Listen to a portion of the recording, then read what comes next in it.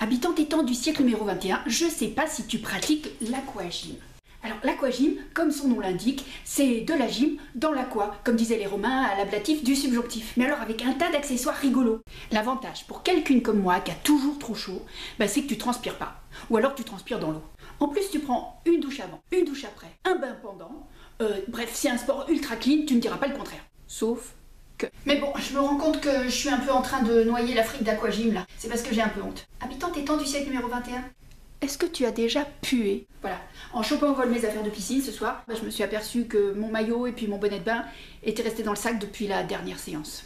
Alors, enfiler le maillot glas-glas, humide, collant, n'a pas été la plus cosy des expériences. Mais surtout, il s'en dégageait un puissant fumet de stock Emmaüs matiné de fromage corse. Est-ce que la puanteur atteint les cabines voisines? M'inquiétais-je. Avant de planter là les autres emmaillotés, pour aller prendre une douche au gel parfumé, comme ça le maillot sera lavé, ni vu, ni connu, ni senti. Oh, les filles arrivent, elles blablatent. Damnation, ça calendosse toujours. Je réponds de loin, filant vers le bassin, espérant que le chlore tuera le livaro. Le cours commence. Je pense qu'à la cancoyote que je dégage, je me tiens loin de tout le monde, tout au bout du bassin. Les autres me lancent des regards intrigués. Argue.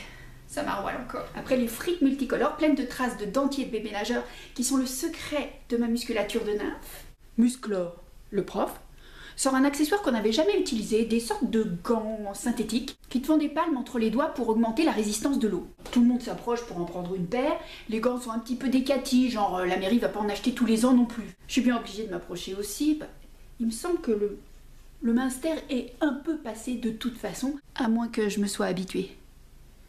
Parce que là, je vois les filles qui saisissent les gants entre deux doigts. Elles les portent à leurs narines pincées.